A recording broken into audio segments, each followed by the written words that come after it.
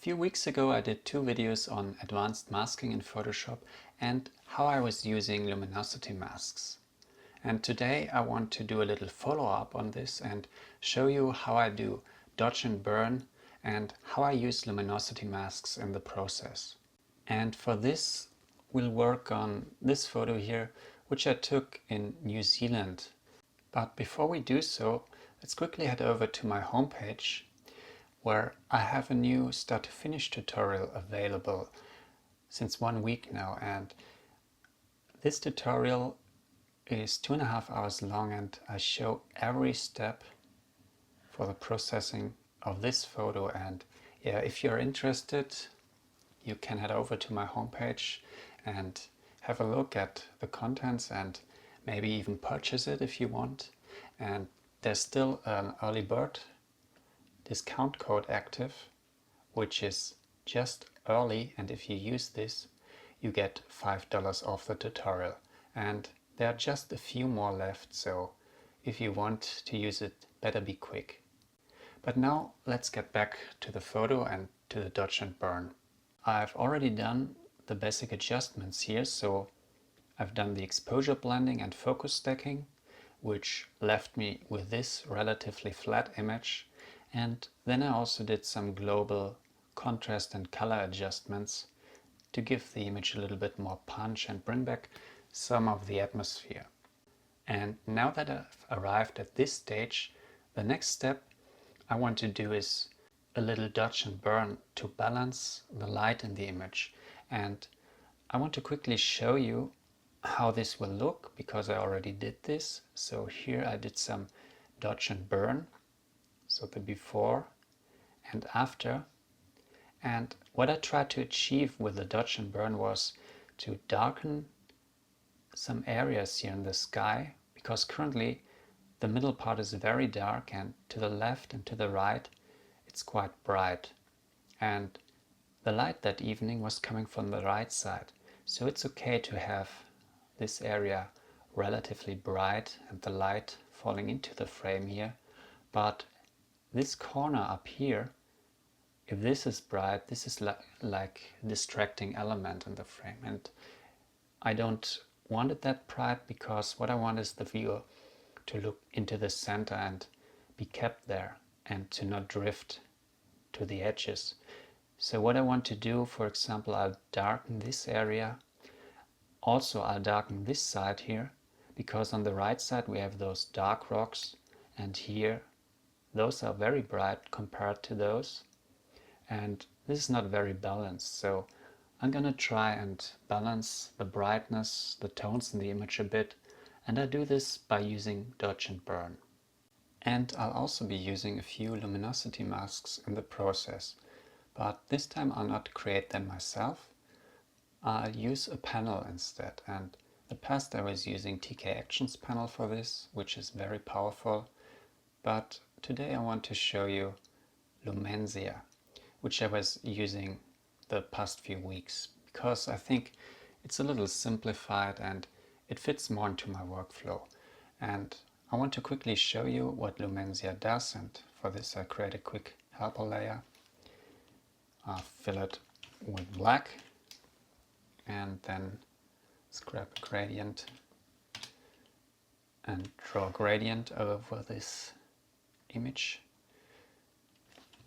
So I have the bright tones on the right side, the dark tones on the left, and I'll just show you what I use or how I use Lumenzia. So we have several dark tones, luminosity masks, we have the midtones, and we have the bright ones. And for example, if I select the darks 3, you see it selects the left side, an extended dark area, or for example the lights 5, it's a small lights mask, the lights is a little extended. Then we have the midtones, which I use quite often. And what we also have, we have some zone masks down here, for example 0, 4, 8. So those are a little different. Those try to recreate the zones of the zone system. And the others I don't use very often. So that's the basics, I can use those buttons here to select a specific mask, and then down here I usually just press select and load this mask as selection, and I can then use it, for example, for the dodge and burn. So let's remove this layer again and start with the work. First I create a new layer and set it to soft light, which makes it a dodge and burn layer. I have black and white as colors here, and now I zoom out very far. That's the first thing I usually do when I want to start balancing the brightness in the image. It helps to zoom out a bit, because this way I don't see the very fine details and I can focus more of the general brightness. And I use a fairly big brush, black 20%, and just start to darken areas which I find distracting. Also darken this a bit. I go to 10% and paint around the image. You can also try to accentuate the look of the clouds a bit. Yeah, and this is just some general drawing, so mainly darkening this side, foreground. I can use a bright brush and paint in a little more light from this side, also brightening the middle parts. And as I continue, the next step for me is usually to zoom in a bit more, also make the brush a little smaller, and continue with the dodge and burn. And I'm always looking for areas which are very bright or contrasty, and if those are to the outer parts of the image or in areas of the image where I don't want to draw the viewer, I'm gonna darken them a bit. For example, the clouds on this side. And for those clouds here, I can try to use a luminosity mask for the darkening. So I'll grab Lumenzia and I'll try the lights too.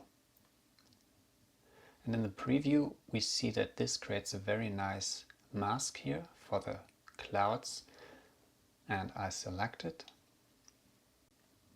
Now I can hide the mask and draw with black and like 20% to darken those tones a bit. And this removes a bit of the contrast and the brightness. I can also do this a bit for the water on this side. Maybe here the foreground for those very bright reflections, and maybe a bit of the sand here. And what I can also do here for the middle parts, we already have this light on those trees on this hill here. I can try a zone mask. So let's see which zone selects that area. I'm gonna go with 5 here, press select, ignore the last selection, hide the mask, and then I move in a little closer and brighten those areas a bit.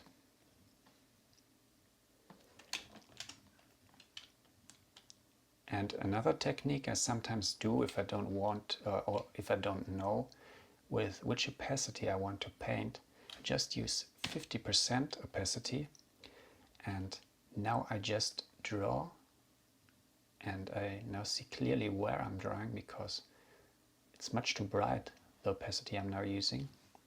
And once I stop drawing, I press Ctrl Shift F, and this brings up the fade dialog, and with this fade I can affect the last action I did, which was the drawing. And I can now dial down the opacity or increase it and dial it in exactly how I want it. So this is very helpful and a technique I use quite a lot.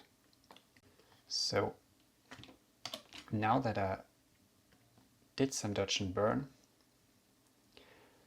I can move in even closer and continue to work on the photo. And what I want to show you now, you don't only have to draw with black and white when you do dodge and burn.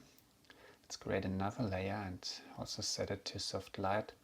You can also use colors, and for example, for the bright tones, I sometimes use a very bright, warm color, which resembles the color of the light in the afternoon or evening. And with that color, at a low opacity of like 10%, I can try to work on the areas in the image where there is already some light and brighten them a little further and also give them some color. And what I usually do, I brighten areas which have already light or which are already kind of bright, and I darken areas where there's shadow a bit more and create kind of a nice contrast. So it wouldn't work out very well if I was brightening the general areas now when I work on the details. So if I was brightening the shadows, yeah, this would destroy the contrast in the image. So it's always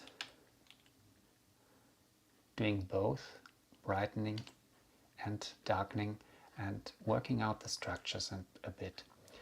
And yeah, there's really no general recipe on this. It's a very creative process, and with the techniques I just showed you, you can get very creative here and yeah, try to create an image or recreate the atmosphere you perceived when you took the photo. And I can now do a little bit more dodge and burn, and this is kind of an iterative process where I get closer and closer to the final image. And a last step that is left after the dodge and burn is usually to check the tones in the image. So for example, when I darkened the image, I did though without using any mask, so it's possible that some areas in the image got too dark, and I can easily fix this now by using this gradient map I created here, and there's another video where I showed this. It's a simple gradient map, red to green, and if I click here, I was using the blend if sliders. So normally that would look like this, red to green, and if I use this dark slider and bring it up to 250 and the bright one down to like 6, what I get is the same effect as the exposure warnings in Lightroom, for example. And what I see here is I have some red areas, which basically means that the tones in this part are darker than 6. So let's look at the dodge and burn, and you see that this layer, this dodge and burn layer, was darkening those areas a little bit too much. And with this gradient, what I can now simply do, I double click on this dodge and burn layer, and I can also use blend if, and I just use this black triangle, bring it up a bit, hold down Alt and split it, and by this I can easily remove those exposure warnings and I protect the dark areas. And I could also do this for the bright areas a bit, but this is not needed here because there are no areas in the image which are too bright. And that's basically then the final step to finish up the dodge and burn.